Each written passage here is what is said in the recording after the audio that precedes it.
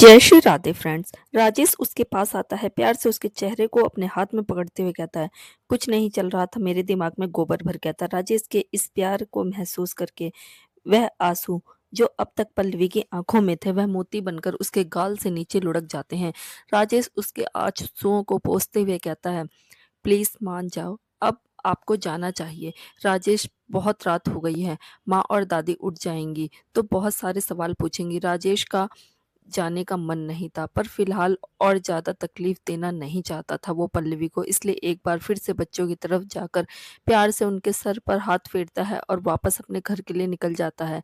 प्रियंका मोक्ष को स्कूल भेजकर जब अपने कमरे में आती है तो विशाल स्टडी रूम के अंदर आ रहा होता है। प्रियंका को देखते ही प्यार से अपने गोद में उठाकर वह बिस्तर तक लेकर आता है। उसे बेड पर बिठाते हुए उसकी गोद में सर रखकर लेट जाता है। प्रियंका प्यार से विशाल के बालों को सहला रही थी। विशाल उसके हाथ को पकड़कर अपने होठों के पास ले जाकर उसे चूमता है और कहता है, मेरे कारण आज देखो पल्लवी कितनी तकलीफ झेल रही है, सिर्फ मेरी वजह से। अगर मैं उसके इतने करीब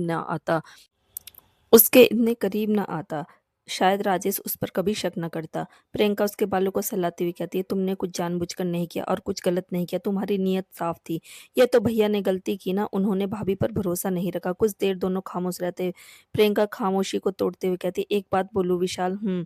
बोलो। पता है मुझे क्या लगता है कभी कभी, जैसे पल्लवी भाभी ने ना इस बातों को बहुत ज्यादा दिल पर लगा लिया। तुम कहना क्या चाहती हो?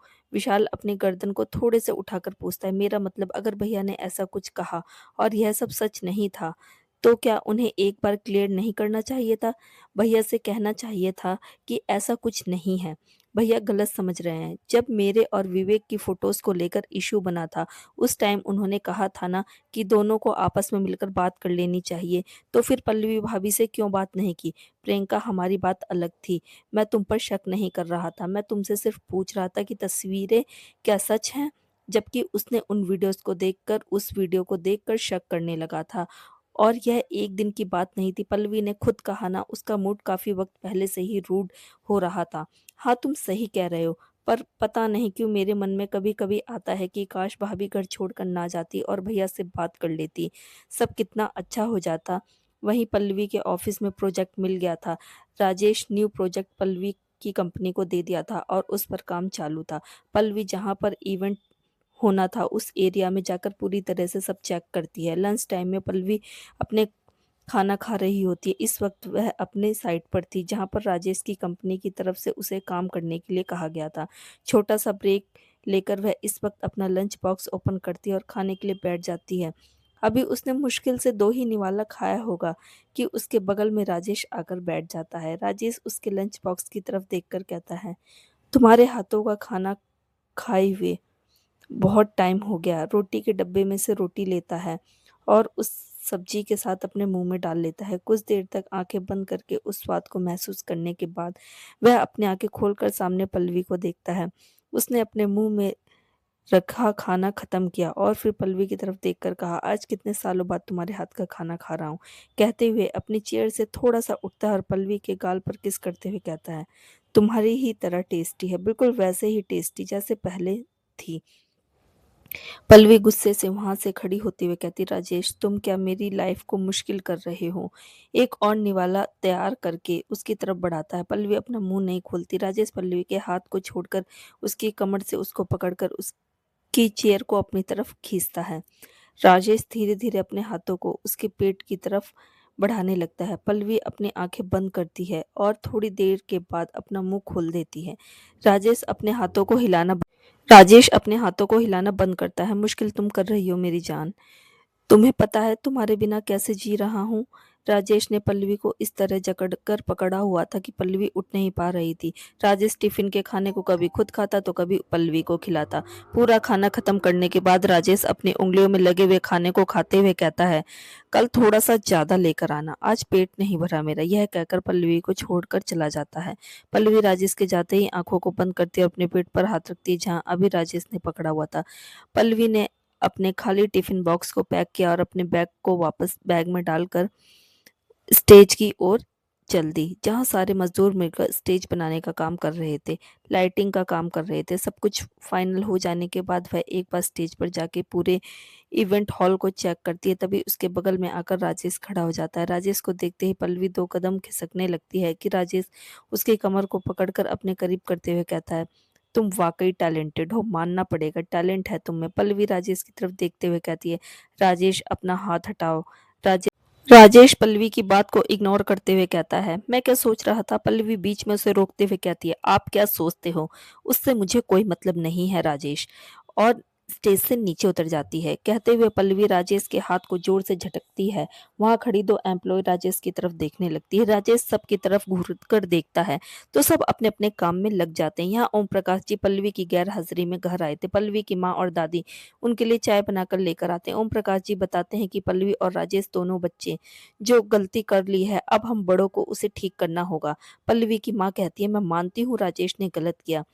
उस तरह से पल्लवी पर शक नहीं करना चाहिए था, लेकिन पल्लवी भी गुस्से से घर छोड़कर आ गई। मुझे लगता है उसे राजेश से लड़ना नहीं चाहिए था, लेकिन उसे अपनी बात कहनी चाहिए थी। उसे यह साबित करना चाहिए था, वैसा नहीं है।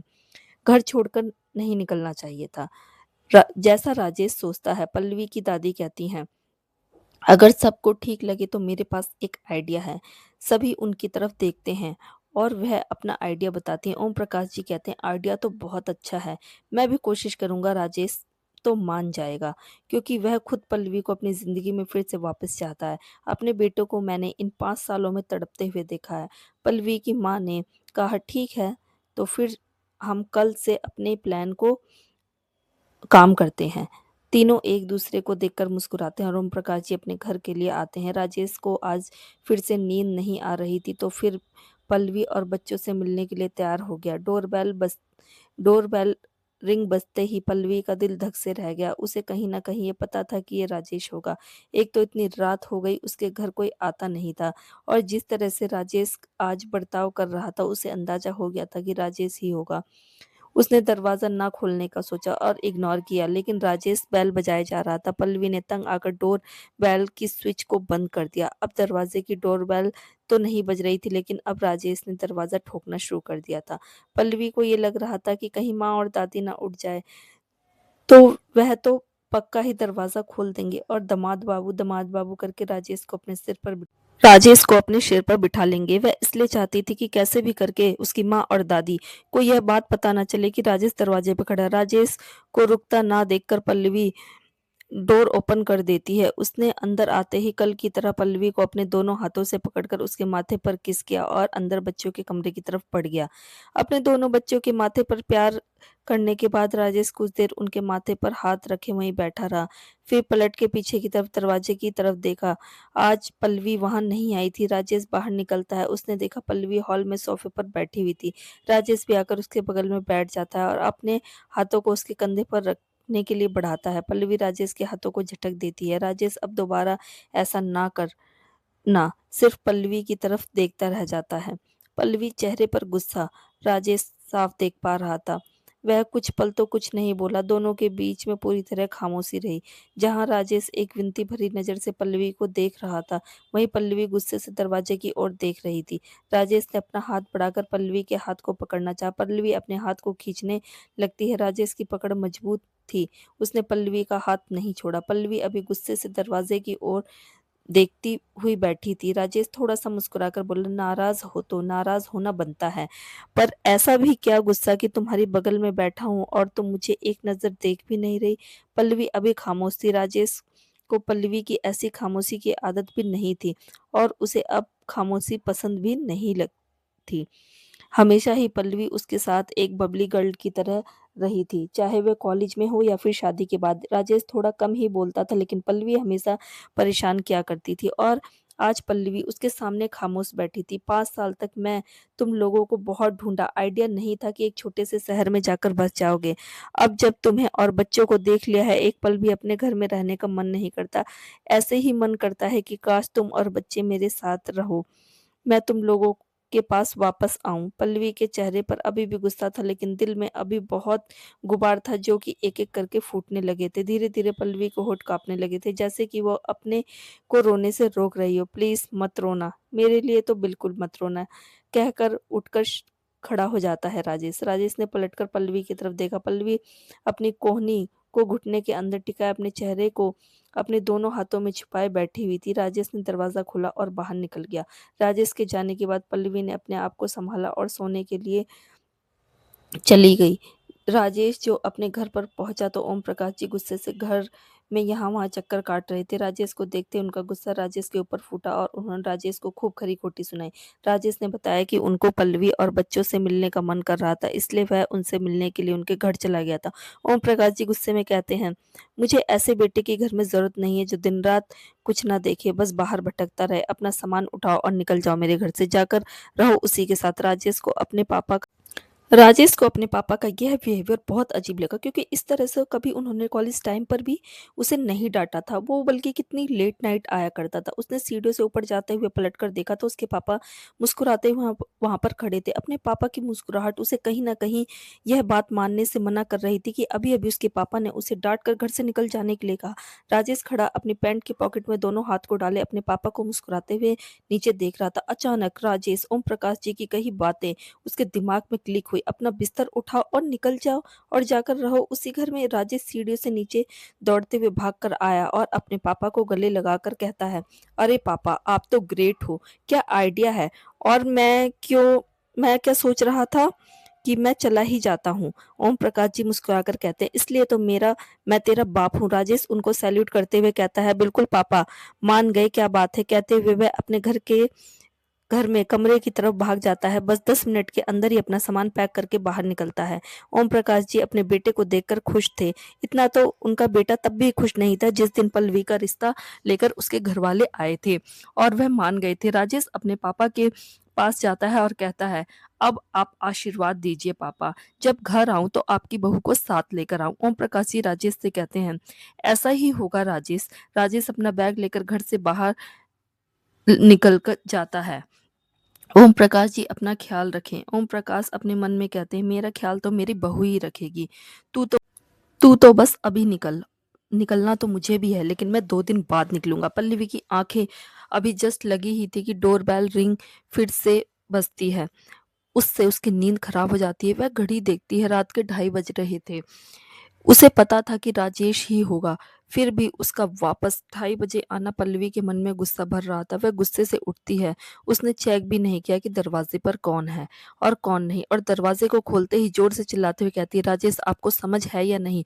मैं सिर्फ माँ और दादी की वजह से चुप रहती हूँ, वरना जवाब देना मुझे भी आता है।"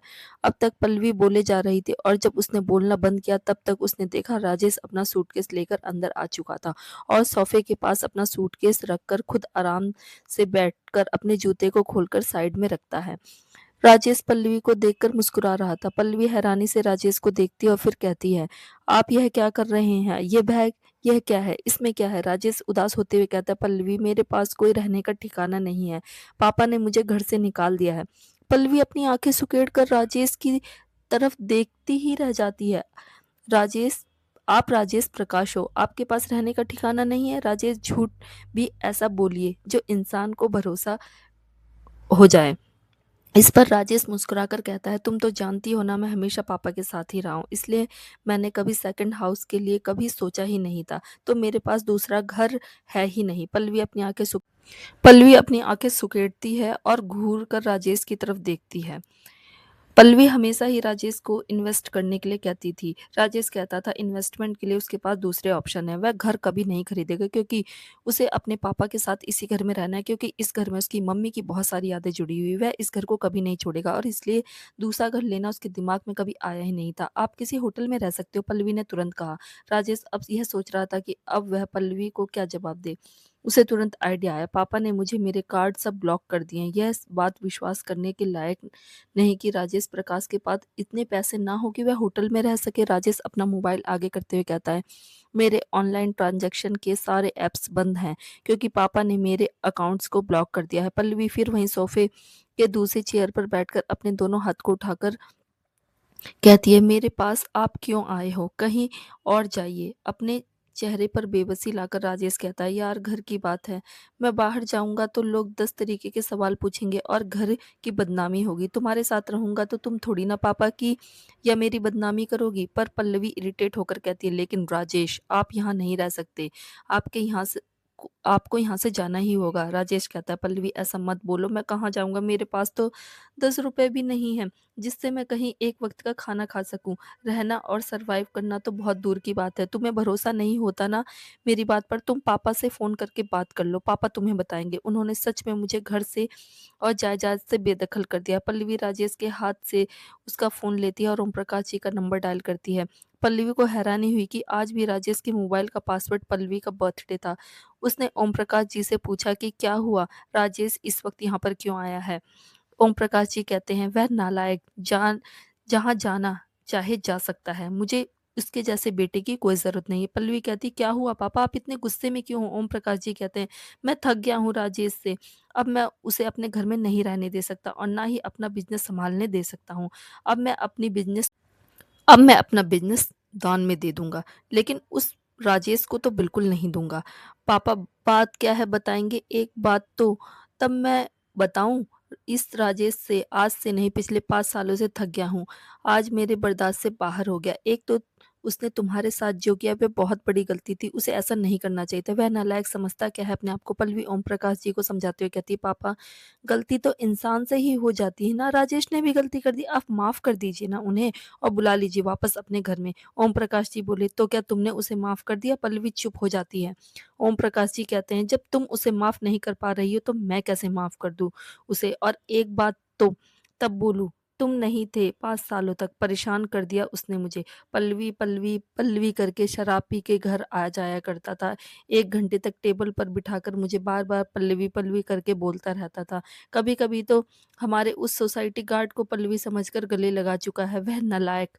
पल्लवी हैरानी से राजेश की तरफ देखती है जो कि आराम से सोफे पर बैठा पल्लवी को देख रहा था। पल्लवी को राजेश पर हँसी आती है, वह खुद को हँसने से रोक लेती है। राजेश को भी नहीं पता था कि उसके पापा क्या कह रहे हैं। पल्लवी अपने कान पर फ़ोन लगाए हुए ही कहा, "यह कैसी बातें कर रहे हैं आप पापा?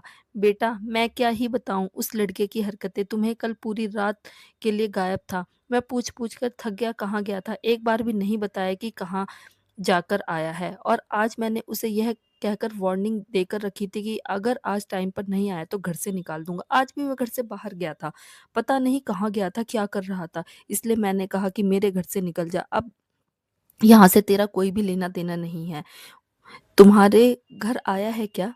तुम जानो उसको कैसे सँभालना है।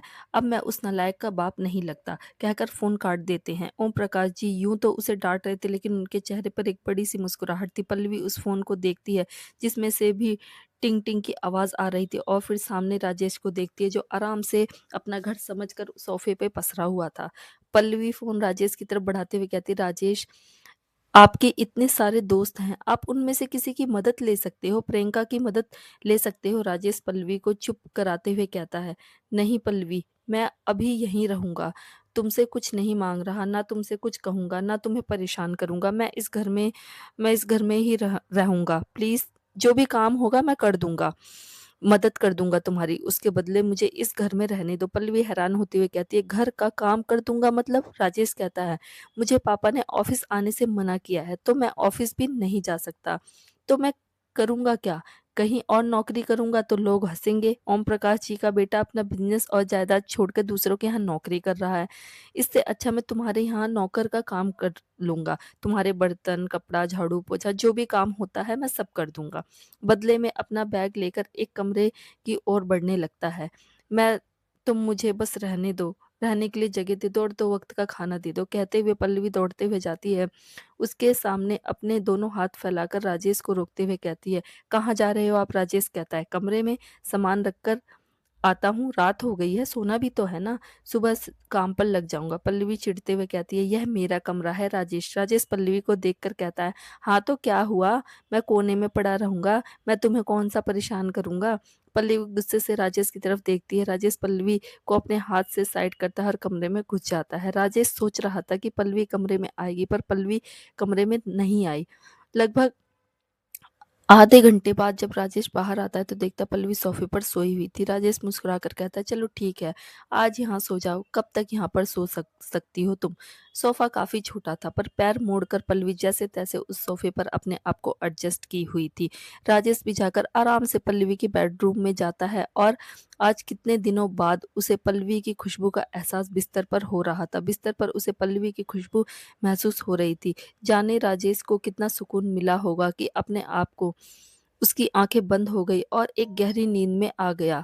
सुबह 5 बजे पल्लवी की नींद खुलती है, वह उठी तो उसके पूरे बदन में दर्द हो रहा था। रात को हाथ पैर को सिकुड़ कर सोने के कारण वह पूरा बदन जैसा अकड़ गया था। वह अपने आप को थोड़ा-सा रिलैक्स करती है और फिर उठकर बच्चों के कमरे में देखती है, बच्चे सो रहे थे। पल्लवी अपने कमरे की ओर बढ़ती है, फिर उसे याद आता है कि कमरे में तो राजेश है। वह धीरे से दरवाज़ा खोलकर देखती है, राजेश आराम से सो रहा था। पल्लवी अंदर गई, अपने कपड़े लिए और नहाने के लिए बाथरूम में घुस गई। थोड़ी देर बाद जब वह नहाकर निकली, राजेश के उठने से पहले तैयार होकर इस कमरे से निकल जाना चाहती थी। ड्रेसिंग टेबल के पास खड़े होकर जल्दी-जल्दी पल्लवी जितनी जल्दी-जल्दी हो सकती थी उतनी जल्दी-जल्दी तैयार हो रही थी। वह ये भूल गई थी कि उतना ही ज़्यादा उसके हाथ-पैर चल रहे थे और उसके पायल और चूड़ी की आवाज़ से राजेश अब तक उठ चुका था। राजेश आराम से उसी की तरफ देख रहा था। पल्लवी जब तैयार हो गई तो उसने अपने आप को शाबाशी दी कि राजेश के उठने से पहले वह तैयार हो चुकी है। वह पलटकर एक बार राजेश को देखकर इस कमरे से निकल जाना चाहती थी, इसलिए राजेश को देखने के लिए जैसे ही पीछे मुड़ी, राजेश आराम से बिस्तर पर अपने हाथों पर अपने सिर को टिकाकर उसी की तरफ देखकर मुस्कुरा रहा था। पल्लवी चौंक कर 2 कदम पीछे हो जाती है और फिर चिल्लाकर कहती है, तुम कब उठे राजेश? राजेश मुस्कुराते हुए कहता है, तभी जब तुम तैयार हो रही थी, तुम्हारा श्रृंगार अभी भी अधूरा है पल्लवी। पल्लवी पलटकर अपने आप को आईने में देखती है और राजेश के कहने का मतलब वह अच्छी तरह से समझ रही थी, लेकिन कुछ न कहकर कमरे से बाहर जाने लगती है। तभी राजेश का दरवाज़ा खुलता है और दोनों बच्चे अंदर आते हैं। अपनी माँ को गले लगाकर गुड मॉर्निंग विश करते हैं। तभी उनकी नज़र बिस्तर पर सोए हुए राजेश पर जाती है। दोनों हैरानी से राजेश की तरफ देखने लगते हैं। बच्चों के पीछे-पीछे पल्लवी की माँ और दादी भी आए हुए थे। उन्हें तो रात से पता था कि आज राजेश आने वाला था। उनके आते ही राजेश उठकर उन दोनों के पैर छूता है। दोनों राजेश को आशीर्वाद देती हैं और कहती हैं कि वह कब आया। दोनों बच्चे नानी की तरफ देखकर कहते हैं, नानी, क्या आप अंकल को जानती हैं? पल्लवी की माँ बैठकर बच्चों को अपने पास बुलाती है। दोनों बच्चे नानी के पास जाते हैं। पल्लवी की माँ कहती है, यह तुम्हारे पापा हैं। दोनों बच्चे पलटकर राजेश की तरफ देखते हैं। राजेश मुस्कुरा रहा था, वहीं पल्लवी गुस्से से आग बबूला हो रही थी। उसे अपनी मम्मी की यह बात बिल्कुल भी पसंद नहीं आई। उन्होंने बच्चों के सामने यह बात बोल दी कि दोनों बच्चे पापा को देखने के बाद उनके नज़दीक जाते हैं और पूछते हैं कि आप इतने दिनों तक कहाँ थे और आपसे हमसे मिलने क्यों नहीं आते थे? राजेश कुछ कहता उससे पहले ही पल्लवी दोनों बच्चों को कहती है, तुम दोनों जब दोपहर में आओगे स्कूल से तब पापा से यह पूछ लेना। अभी तुम पापा से मिल लिए ना, अब जाओ और जाकर जल्दी-जल्दी से तैयार हो जाओ। अभी पापा यहीं पर हैं, तुम दोपहर में बात कर लेना। दोनों बच्चे जाते हैं। इससे पहले ही राजेश दोनों बच्चों को पकड़कर अपनी तरफ खींचता है और अपने गले से लगा लेता है। दोनों बच्चे भी अपने पापा को गले के आसपास अपने हाथों को लपेट लेते हैं। कुछ पल के लिए तो राजेश भावुक देखकर पल्लवी का भी दिल पिघल गया, लेकिन फिर उसने अपने आप को मजबूत किया और दोनों बच्चों को लेकर तैयार करवाने के लिए उनके कमरे में चली गई। पल्लवी को बच्चों को ले जाते हुए देखकर राजेश उठकर खड़ा होता है, तो पल्लवी की माँ कहती है, तुम फिक्र मत करो, लेकिन इस बार वचन दो कि मेरी बेटी को दोबारा तकलीफ नहीं दोगे। राजेश कान पकड़कर उठक-बैठक करते हुए कहता है, भूल हो गई, दोबारा ये गलती कभी नहीं होगी, मैं वादा करता हूँ। इस बार पल्लवी को मनाने में मदद कर दीजिए। राजेश के सर पर प्यार से हाथ फेरकर पल्लवी की माँ कहती है, एक माँ हमेशा अपने बच्चे को खुश देखना चाहती है और पल्लवी कहे ना कहे, मैं अच्छी तरह से जानती हूँ कि अभी तुम्हें बहुत याद करती है। तुम्हारी गलती तुम्हारी थी और मेरी नज़र में गलती उसकी भी थी। अगर पति कुछ सवाल करे तो बीवी को घर छोड़कर नहीं आना चाहिए, बल्कि उसे तुमसे लड़ना चाहिए था। तुम्हें गलत साबित करना चाहिए था, पर उसने यह सब नहीं किया। तब तक पल्लवी अपनी माँ की आवाज़ देते हुए कहती है, माँ, अगर हो गया हो तो आप अपने दामाद की खातिरदारी तो थोड़ा बाहर आ जाओ। पल्लवी की दादी और पल्लवी की माँ दोनों फटाक से घर से बाहर निकलती हैं। राजेश मुस्कुराते हुए कहता है, पल्लवी से नहीं डरता, उसकी माँ और दादी भी डरते हैं। राजेश बेडरूम से निकलकर हॉल में आता है। पूरे हॉल को देखकर कहता है, कह तो दिया पल्लवी के घर के काम में मदद करूंगा, मुझे तो कुछ आता ही नहीं। फिर अपने सर को घुसाते हुए वह किचन की तरफ जाता है। बच्चे क्योंकि स्कूल जाने वाले थे तो वह सबके लिए नाश्ता बनाने का सोचकर एक तरफ चाय चढ़ाता है। उसने सोचा सबसे पहले आसान आलू के पराठे ही होंगे, इसलिए उसने एक पतीले में पानी भरकर आलू डालकर उबालने के लिए चढ़ा दिया। तब तक वह आटे का डब्बा ढूंढता है। उसे आटे का डब्बा मिल गया। आटे के डिब्बे से थोड़ा आटा लिया और उसमें पानी डालकर आटा गूंथने लगा। ज़्यादा पानी डाल दिया था कि अब वह घोल तैयार हो चुका था। अब उसने थोड़ा-सा और आटा लेकर फिर डाला। ऐसे करते-करते पूरे डब्बा का आटा खत्म हो गया। ज़िंदगी में पहली बार काम कर रहा था। राजेश ने आटे के अंदर इतना आटा खत्म कर दिया, लेकिन वह आटे के घोल को पूरी तरह से ठीक नहीं कर पाया। पल्लवी जब दोनों बच्चों को नहलाकर अपने बालों को समेटते हुए किचन में आती है, तो राजेश को उस आटे के घोल में अपने हाथों को घुमाते हुए देखती है। पल्लवी जल्दी से नजदीक आकर राजेश को वहां से हटाती है और आटे के डिब्बे को खोलकर देखती है, जिसमें से पूरा आटा खत्म कर दिया था और उस बड़े से पतीले में आटे का घोल रखा हुआ था। पल्लवी अपने हाथों से उस आटे के घोल को पूरा ऊपर तक लेकर दिखाते हुए कहती है, यह आपने यह आपने क्या किया राजेश? राजेश पल्लवी को देखते हुए कहता है, मैंने सोचा था कि आलू के पराठे बनाता हूँ। आलू तो मैंने उबलने के लिए डाल दिया। तब तक उसे याद आया और पीछे पलट कर देखता है तो अब तक चाय जलकर आधी हो चुकी थी। उसने जल्दी से गैस बंद किया और पल्लवी को देखकर बोला, तुम टेंशन मत लो, मैं सब ठीक कर दूंगा और मैं बहुत जल्दी ही सीख लूंगा। बहुत अच्छा नौकर बन के दिखाऊंगा। पल्लवी अपनी आंखें छोटी करके राजेश को देखती है और कहती है, मेहरबानी करिए आप मुझ पर और निकल जाइए किचन से बाहर। राजेश पल्लवी को मनाते हुए कहता है, पल्लवी तुम समझ नहीं रही हो, पहली बार कर रहा हूँ इसलिए गड़बड़ हो गई। एक दो बार तुम्हें करते हुए देखूंगा तो यह काम अपने आप से कर लूंगा। तुम्हें पता है ना, मैं बहुत जल्दी चीजों को सीख जाता हूँ, है ना पल्लवी? पल्लवी अपने बाल को नोचते हुए कहती है, राजेश प्लीज निकलिए, किचन से बाहर निकलिए। राजेश पल्लवी को गुस्सा होते हुए देखकर कहता है, ठीक है, तुम बस गुस्सा मत हो, मैं जाता हूँ, मैं तब तक झाड़ू पोछा कर देता हूँ। पल्लवी पलटकर अपनी रसोई देखती है जहाँ पूरा आटा ही आटा हो गया था। उसने जल्दी जल्दी फ्रिज में से ब्रेड निकालकर सैंडविच बनाने लगी। यहाँ राजेश जब हॉल में आया तो उसे झाड़ू नहीं मिल रही थी। उसने पल्लवी की माँ से पूछा, झाड़ू कहाँ पर है? पल्लवी की माँ ने उसके हाथ में झाड़ू दे दी। राजेश झाड़ू लगाना शुरू करता है। अब तक सैंडविच बनाकर पल्लवी जब अपने दोनों बच्चों का टिफिन दोनों हाथ में लिए बाहर निकलती है तो देखती है 6 फुट 3 इंच का हट्टा कट्टा राजेश हाथ में झाड़ू लिए हॉल में कचरा यहाँ से वहां कर रहा था। पल्लवी कभी राजेश को देखती है तो कभी उसके हाथ के झाड़ू और कभी उन कचरे को जो इस कोने से निकलकर उस कोने और फिर उस कोने से निकलकर इस कोने में जा रहे थे। पल्लवी राजेश को इग्नोर करके बच्चियों के बेडरूम में जाती है जहां बच्चे पूरी तरह से तैयार हो चुके थे। पल्लवी की माँ मीरा को की चोटी बना रही थी। बच्चों के टिफिन डालने के बाद उसने उन्हें नाश्ता करने के लिए बाहर आने के लिए कहा और फिर बाहर आए। अब तक राजेश ने हॉल में अपने हिसाब से झाड़ू तो लगा चुका था, लेकिन पल्लवी ने अपने हॉल को चारों तरफ से घूमकर देखा। उसे पता चल गया था कि उसे आज डबल मेहनत करनी है घर की सफाई के लिए। दोनों बच्चे तैयार होकर बाहर निकले। दोनों के पीछे पीछे पल्लवी की माँ भी कमरे से बाहर आती है। राजेश अपने दोनों बच्चों को देखते हुए कहता है, आ, जाओ बच्चों, आज पापा स्कूल छोड़ देंगे। पल्लवी बोली, आपको पता भी है कौन से स्कूल में पढ़ते हैं बच्चे? राजेश पलटकर स्कूल का नाम बताते हुए कहता है, तुम्हें क्या लगता है मुझे यह भी नहीं पता होगा कि मेरे बच्चे कौन से स्कूल में पढ़ते हैं? पल्लवी जाने से नहीं रोकती क्योंकि उसने अपने घर की हालत देखी है, इसलिए वह सोचती है कि राजेश जब तक बच्चों को छोड़कर आएगा वह अपने घर के काम निपटाकर ऑफिस के लिए निकल गई होगी।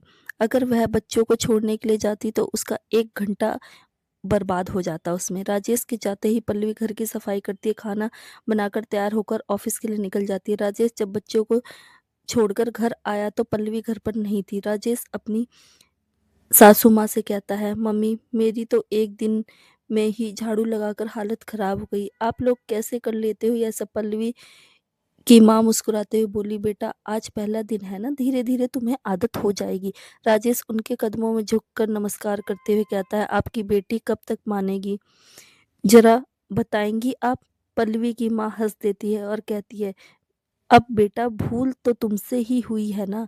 राजेश सोफे पर निहाल होकर बैठते हुए कहता है, अब जब तक ऑफिस से नहीं आती तब तक आराम से रहता हूँ, जब वह आएगी तब काम करूंगा। वह एसी चालू करके आराम से लेट जाता है। पल्लवी अपने ऑफिस पहुंची। अपने आगे के काम को निपटाते हुए उसने ओम प्रकाश जी को फोन करके एक बार फिर से रिक्वेस्ट करने की कोशिश की। उसने ओम प्रकाश जी को कॉल लगाया। हाँ बेटा बोलो। पापा आप राजेश को बुला लीजिए ना, बेटा है वह आपका। कैसी बातें करते हो पल्लवी, उसके जैसा बेटा ना हो, नालायक बेटा है। पापा प्लीज ऐसा मत कहिए। आपको पता है राजेश ने हमेशा आपके बिजनेस में सिर्फ फायदा ही फायदा करवाया है और आपसे बहुत प्यार भी करता है। तो उसके प्यार का क्या मैं अचार डालूं? देखो बेटा, इन 5 सालों तक तुम नहीं थी इसलिए तुम्हें नहीं पता कि वो कितना निकम्मा हो गया है। अब तुम्हारे पास रहने गया है ना, अब तुम्हें पता चल जाएगा कि वह कितना नालायक निकम्मा निठल्ला हो गया है 5 साल में। पल्लवी को राजेश की बुराइयां सुनना बिल्कुल भी अच्छा नहीं लग रहा था। भले ही राजेश से नाराज थी लेकिन उसे राजेश की काबिलियत पर कोई भी शक नहीं था। उसे पता था कि राजेश बहुत काबिल है और अपने काम को बखूबी करना जानता है। वह ओम प्रकाश जी से लड़ तो नहीं सकती थी, इसलिए उसने सीधे फोन काट दिया। ओम प्रकाश जी ने फोन कट कट किया हुआ देखा तो मुस्कुराते हुए बोले, इसे प्यार नहीं कहते तो क्या कहते हैं? पल्लवी आज भी तुम उसकी बुराई बर्दाश्त नहीं कर पाती हो। यह तो होता ही है ना, जिससे हम प्यार करते हैं भले ही हम उससे कितना भी नाराज हो लें, लेकिन उसकी बुराइयां किसी के और के मुंह से हम नहीं सुन सकते। कहकर फोन रखकर राजेश के फोन लगाता है। राजेश फोन उठाता है, कहता है शिकायत की आपकी बहू ने ना मेरी। निकम्मे तेरी शिकायत नहीं करेगी तो क्या तारीफ करेगी? राजेश नाराज होते हुए कहता है पापा अभी सुनने के लिए पल्लवी यहाँ नहीं है तो मुझे निकम्मा बोलना बंद कीजिए। नहीं, अब तो यह कभी बंद नहीं करूंगा। तुझे तो उल्टा मजा आ रहा होगा तुझे निकम्मा कहकर। अभी जितनी जल्दी हो सके पल्लवी को मना ले और पल्लवी को मनाकर दोनों बच्चों को साथ घर वापस आ जा। इधर पल्लवी समझ गई थी कि ओम प्रकाश जी बात करने का कोई मतलब नहीं। राजेश को अपने घर से बाहर करने के लिए उसे कुछ और सोचना होगा। पूरे दिन अपने काम में बिजी रहने के बाद वह कोई ना कोई आइडिया लगाने की कोशिश कर रही थी कि कैसे वह राजेश को अपने घर से निकाल सके।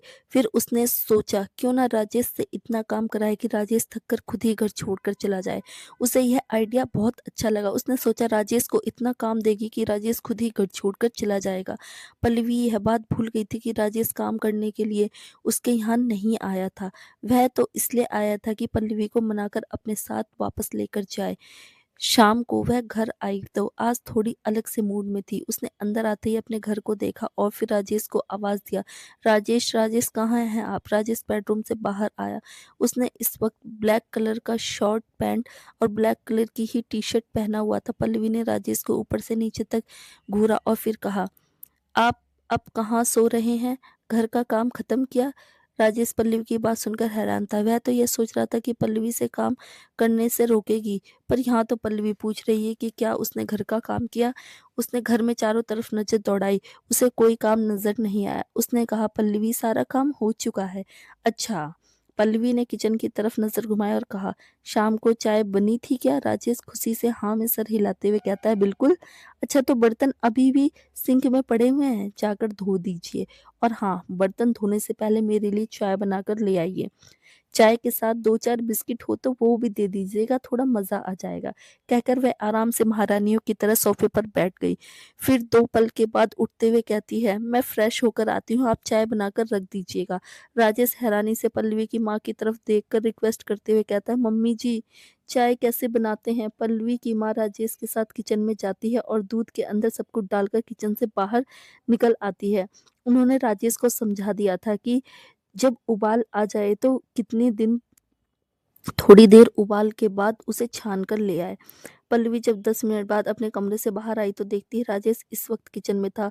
उसने आवाज लगाते हुए कहा, चाय बन गई क्या राजेश? राजेश छान कर लेकर आता है और साथ में कुछ बिस्किट भी उसने उसकी प्लेट में लेकर आया था। उसने सामने रखते हुए कहा, हाँ हाँ हाँ बीबी जी बन गया है। राजेश की बात सुनकर पल्लवी उसे घूर कर देखते हुए कहती है, बीबी जी?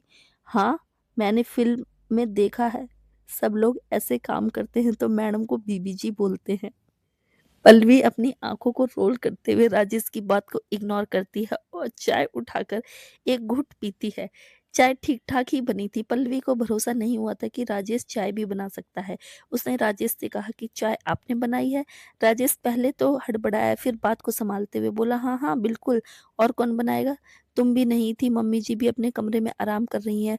पल्लवी चाय पल्लवी चाय पीने के बाद कहती है, बच्चे कहाँ हैं? राजेश आज खाना बनाने के लिए किचन में तो आ गया। क्या करे समझ नहीं पा रहा था। पल्लवी भी जानती कि राजेश ने आज तक कभी किचन में काम नहीं किया है। यह काम भी वो इसलिए कर पाया क्योंकि उसकी माँ और दादी ने उसे हेल्प करती होंगी और चाय गलती से अच्छी बन गई होगी। पल्लवी अपने कमरे में जाकर आराम से लेट जाती है और राजेश को खाना बनाने का इंतजार करने लगती है। राजेश अपना मोबाइल निकालता है और रेस्टोरेंट से खाना मंगा लेता है और पल्लवी को पता न चले इसलिए वह दरवाजे की डोर बेल को भी बंद कर देता है। रेस्टोरेंट वाला आता है। जब नीचे आया तो राजेश ने ऑर्डर दिया था कि नीचे आने के बाद कॉल करेगा। घर पर ना आए और रेस्टोरेंट वाले ने बिल्डिंग के नीचे आते ही कॉल किया। राजेश नीचे जाकर खाना लेकर आता है और उस खाने को उसने घर के बर्तन में निकाल कर रख दिया। रात 8 बजे राजेश पल्लवी को आवाज देते हुए कहता है, बीबी जी खाना बन गया है, आ जाओ खाना खाने के लिए। पल्लवी हैरान होती है कि राजेश ने खाना कैसे बना लिया और अगर बना लिया है तो क्या वह खाना खाने लायक होगा। बेडरूम से बाहर निकलते हुए यही सोच रही थी कि खाना खाने लायक तो बना होगा ना, कहीं मैं गलती तो नहीं करती, आज रात सबको भूखे ही तो नहीं सोना पड़ेगा। पल्लवी जैसे ही आई उसने डाइनिंग टेबल पर देखा तो तरह तरह के खाना बनाकर रखा हुआ था। पल्लवी की माँ तो अपने दामाद की तारीफ करते नहीं थक रही थी। पल्लवी भी कभी खाने को तो कभी राजेश को देख रही थी। राजेश ने दोनों बच्चों की प्लेट में खाना डालते हुए कहा, बच्चों खाना खाकर बताओ तुम्हारे पापा खाना कैसे बनाते हैं। बच्चों ने खाना खाया और राजेश की तरफ इशारा करके कहा, पापा आप तो माँ से भी अच्छा खाना बनाते हो, वाह, मेरे लिए तो अब आप ही हमेशा खाना बनाना। राजेश जो कि इस वक्त घमंड से अपने कॉलर को ऊपर कर रहा था, रोज खाना बनाने की बात सुनकर अपने हाथ को झटक कर नीचे कर लेता है। पल्लवी बैठती है और प्लेट में खाना लेकर जैसे ही पेट निवाले को मुंह में डालती है उसे सारा माजरा समझ में आ जाता है। उसने खाना तो अच्छी तरह से खा लिया था, कोई सवाल नहीं किया। जब उसका खाना हो गया तो अपनी प्लेट को किचन की सिंक में रखते हुए राजेश से कहती है, सारे बर्तन धो लेंगे ना आप। राजेश हाँ में अपनी गर्दन हिलाते हुए कहता है, बिल्कुल बीबी जी, आप चिंता क्यों करती हैं, आपका नौकर आपकी सेवा में हाजिर है। पल्लवी अचानक से राजेश की तरफ देखने लगी। राजेश ने अपने आप को उसका नौकर कहा। पल्लवी को यह बात बिल्कुल भी अच्छी नहीं लगी। उसकी आंखों में अचानक से आंसू भर गया। उसने अपने चेहरे को दूसरी तरफ मोड़ लिया लेकिन उसने पहले ही राजेश ने उसकी आंखों में पानी देख लिया था। राजेश के चेहरे पर एक मुस्कुराहट आ गई। उसने अपने मन में कहा, कितना भी नाराज क्यों ना हो लेकिन देखो फिर भी जब मुझ पर बात आती है तो तुम्हारे दिल को कितनी तकलीफ होती है। राजेश पल्लवी को थोड़ा सा और सताने के लिए कहता है, अरे जमाना तो है नौकर बीबी का। अब राजेश पल्लवी के चारों तरफ घूमकर उसे चिढ़ाते हुए कहता है, तुमने गाना नहीं सुना, जमाना तो है नौकर बीबी का। पल्लवी अपनी भरी हुई आंखों से राजेश की तरफ देखती है। राजेश उसकी आंखों को छूकर उसकी पलकों को बंद करता है और जो बूंद आंसू उसके गाल पर गिरे थे उसे पोंछते हुए कहता है, तुम्हारे लिए तो मैं कुछ भी कर सकता हूँ, यह तो कुछ भी नहीं। बर्तन धोने से मुझे क्या होगा, इससे मुझे खुशी होगी क्योंकि यह करने से तुम मेरे पास रहोगी। पल्लवी की नजरें झुक जाती हैं। वह बहुत ही धीरे आवाज में बोली, मैं धो लूंगी बर्तन, आप हॉल में चले जाओ। राजेश पल्लवी के कंधे को पकड़कर अपने आगे लाते हुए कहता है, तुम जाकर सो जाओ, मैं बर्तन धोकर आता हूँ। पल्लवी अपने बेडरूम में जाती है। सोने से पहले फिर एक बार सोचती है, अगर वो बेड पर सो गई तो राजेश कहाँ सोएंगे, और फिर अगर राजेश बेड पर सोने के लिए आ गया तो पल्लवी कहाँ सोएगी, क्योंकि आज सोफे पर सोने का रिस्क नहीं ले सकती, बिल्कुल भी नहीं ले सकती। उसके पूरे बदन बहुत दर्द हो रहा था, हल्का हल्का सा महसूस हो रहा था क्योंकि वो कल सोफे पर सोई थी। तब तक किचन से राजेश अपनी बेसुरी आवाज में गाना गाते हुए बर्तन धो रहा था। पल्लवी ने आवाज सुनी और कहा, अब जो होगा सो होगा, फिलहाल तो मैं सो जाऊंगी। आधे घंटे बाद उसे नींद आ जाती है। राजेश ने जैसे तैसे करके बर्तन धोया, किचन साफ किया और वह बेडरूम में आया तो पल्लवी सोई हुई थी। राजेश के चेहरे पर एक ऐसी मुस्कुराहट आई जो शायद जल्दी ही किसी और ने देखी हो, क्योंकि आज पल्लवी बेडरूम में बेड पर सोई हुई थी और बेडरूम में कोई दूसरा सोने की जगह भी नहीं थी। इसका मतलब आज राजेश अपनी पल्लवी के बगल में सोएगा। राजेश पल्लवी के ब्लैंकेट के अंदर घुस जाता है। पल्लवी गहरी नींद में थी। राजेश पल्लवी को अपने सीने से लगाता है और अपनी आंखें बंद कर लेता है। पल्लवी भी राजेश के प्यार के स्पर्श को महसूस करके उससे जकड़ लेती है। रात के 3 बजे पल्लवी की नींद खुलती है जब उसने देखा कि वह राजेश के सीने पर सर रखकर आराम से सोई हुई थी। वह अपने आप को उठाने की कोशिश करती पर राजेश ने उसे कंधे और कमर से इतनी कस के पकड़ा था कि अपने सर के अलावा अपनी बॉडी को हिला भी नहीं पा रही थी। उसने सर को उठाकर राजेश की तरफ देखते हुए पल्लवी कुछ पल के लिए राजेश के चेहरे में ऐसे खो जाती है, फिर जाने क्या सोचकर वह राजेश के सीने पर अपना सर रख के अपनी आंखें बंद कर लेती है। राजेश को जब महसूस हुआ कि पल्लवी ने उसके सीने पर अपना सर रख लिया है तो उसने अपनी आंखें खोली और मुस्कुराकर पल्लवी की ओर देखा, क्योंकि वह सोया तो जरूर था लेकिन उसकी नींद तो पल्लवी के उठने के साथ ही खुल गई थी। उसने कसकर पल्लवी को पकड़ लिया ताकि पल्लवी उसको छुड़ा कर ना जा पाए। राजेश मुस्कुराते हुए पल्लवी को थोड़ा सा ऊपर खींचता है और अपनी आंखें बंद करके सो जाता है। सुबह पल्लवी की नींद खुलती है तो उस वक्त वह राजेश के काफी करीब थी। उसने जैसे तैसे करके राजेश की पकड़ को अपने आप से छुड़ाया और अपने कपड़े लेकर बच्चों के कमरे में चली गई। वहीं तैयार होकर वह आज किचन में जाती है और किचन का सारा नाश्ता वगैरह चाय आज खुद ही बनाती है। कल पल्लवी को पता चल चुका था कि खाना राजेश ने होटल से मंगाया था। वह सभी के सामने राजेश को डांटना नहीं चाहती थी, इसलिए उसने किसी के साथ इस बात का जिक्र नहीं किया। सब्जियों के कुछ टुकड़ों को फेंकने के लिए जब पल्लवी डस्टबिन ओपन करती है तो उसमें होटल के पार्सल का पैकेट उसमें दिखाई देता है। उसके चेहरे पर पैकेट को देखकर मुस्कुराहट आ जाती है। वह अपने हाथ को सिंक में धोते हुए कहती है, मैं भी देखती हूँ कि कितने दिन तक आप रहते हो, कितना परेशान करूंगी आपको, 4 दिन में मुझे छोड़कर चले जाओगे। अब तक राजेश की नींद भी खुल चुकी थी। अपने पास पल्लवी को ना देखकर वह अपने बाजुओं को एक गहरी सांस लेकर स्मेल करता है, जिसमें अभी पल्लवी की खुशबू आ रही थी, और फिर मुस्कुराते हुए बाथरूम की ओर चला जाता है। आजकल ऑफिस नहीं जा रहा था, इसलिए उसने आज फिर से एक शॉर्ट पैंट और शर्ट पहनकर कमरे से बाहर आया। To be continued. हर हर महादेव दोस्तों।